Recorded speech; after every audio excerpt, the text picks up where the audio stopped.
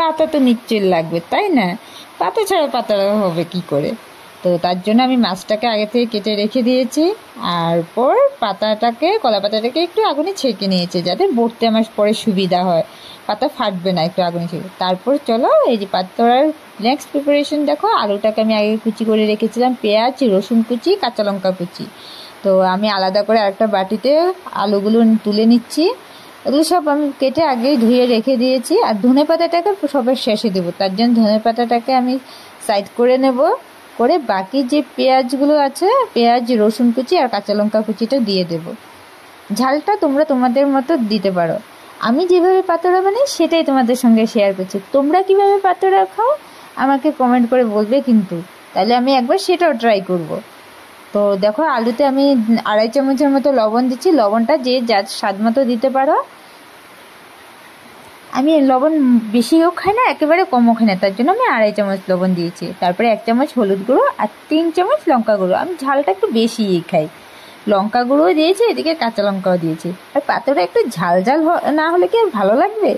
বৃষ্টি বৃষ্টি ওয়েদারে গরম গরম ভাতের সাথে ঝাল ঝাল পাতোড়া, আহ কি মজা, তাই না? তারপর যাবো এবার আমি লবণ দিয়ে ভালো করে কচলে নেব পেঁয়াজ আলুটাকে, একদম রস বের করে। আর এটা যখন কচলাবে না তখন ভয় পেবে না কিন্তু, এটা ভাববে না যে ঝাল লঙ্কা গুঁড়ো, কাঁচা লঙ্কা হাতে লাগবে, হাত জ্বলবে। আরে তখন কি করবে, তোমার সবচাইতে যাকে তোমার দেখলে রাগ ওঠে তাকে মনে করে এরকম মরিচ ডলা দিতে পারো, সেটা মনে ভেবে আলুটাকে কচলে নেবে একেবারে।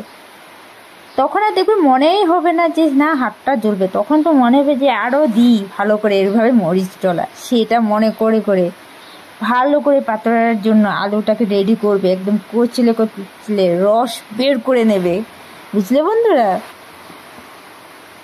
একবার আমার স্টাইলে পাতোড়াটা খেয়ে দেখো কেমন লাগে, দারুণ লাগবে। আশা করি তোমাদেরও ভালোই লাগবে। সিম্পল, কিন্তু বেশি উপকরণও না, অল্প উপকরণে ঘরে যা থাকে তা দিয়েই তোমার হয়ে যাবে।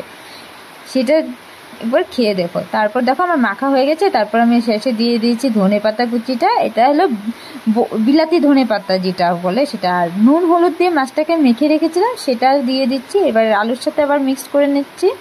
দেখো আমি আলুটাকে এতই মেখেছি সেটার রস বেড়ে একদম অল্প হয়ে গেছে, কতগুলো ছিল তাই না? তারপর দেখো পাতোড়াতে সরিষার তেল ছাড়া বাপু হয় না, কিন্তু পাতোড়া মানে সরিষার তেলের ঝাঁজ লাগবে নাকে, তাই না? তো সরিষার তেলটা দিয়েও আমি লাস্টে দেখো মেখে নিচ্ছি। আমার পাতোড়া অলমোস্ট মাখা রেডি হয়ে গেছে, মেন প্রিপারেশনটা হয়ে গেছে। এখন যাব কলা পাতার প্রিপারেশনে। সেটাই হলো আরও বড় কাজ। পাতোড়ার সবচেয়ে মেন কাজটা হলো পাতাটাকে বটা, তাই না?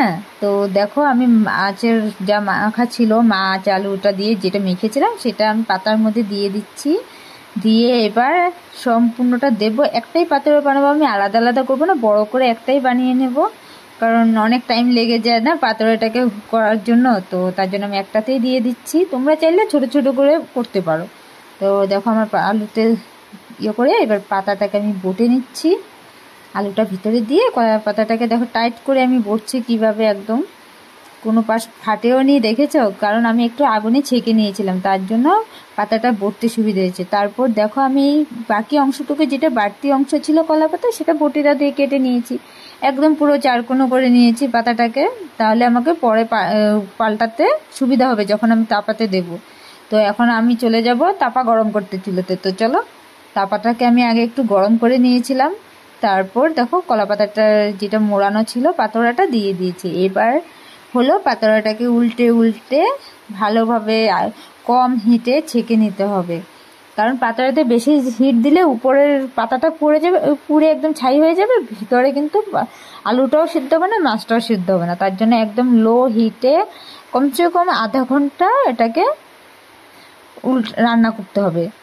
রান্না মানে সেই তো শুধু দুপাশ একটু পরপর পাল্টে দেওয়া, ব্যাস এই হয়ে যায় পাতোড়া। তো আমি বারবার পাল্টে পাল্টে এটাকে ছেঁকে নিচ্ছি। আর দেখো বন্ধুরা, আমি এক হাতে মোবাইলটা ধরেছিলাম আর এক হাতে কাজ করছিলাম, তো তার জন্য একটু ডিস্টার্ব হয়ে যাচ্ছিল, বহুত কষ্ট হচ্ছিল ক্যামেরাটা ধরে ধরে এইভাবে এক হাতে কাজ করা। তো লাস্টে দেখো আমার পাতোড়া অলমোস্ট রেডি হয়ে গেছে। আধা ঘন্টা টাইম মতো আমি এটাকে ভালো করে ছেঁকেছিলাম। তারপরে দেখো এখন আমি খুলবো পাতোড়াটা।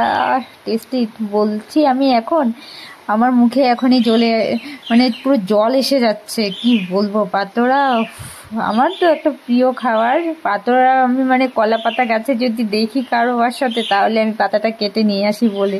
পাতোড়া আমি এত ভালোবাসি। আমি যখন তখন মানে পাতোড়া রেডি করতে, মানে যখন তখন বানাই আমি। তো দেখো আমার মতো কে কে এরকম পাতোড়া খেতে ভালোবাসো, যখন তখন মানে পাতোড়ার ভূত চেপে যায় মাথাতে। তো দেখো এই দেখো আমার পাতোড়ার কালারটাও দেখো কি সুন্দর হয়েছে। আর আমি দেখো একটা আলু ভালো করে টিপে দেখিয়ে দিচ্ছি। দেখো এই দেখো আলুটাও কি সুন্দর সিদ্ধ হয়ে গেছে। একবার আমার মতো এইভাবে মাছ পাতোড়া করে খেয়ে দেখো, কেমন হয়েছে কমেন্টে বলবে কিন্তু।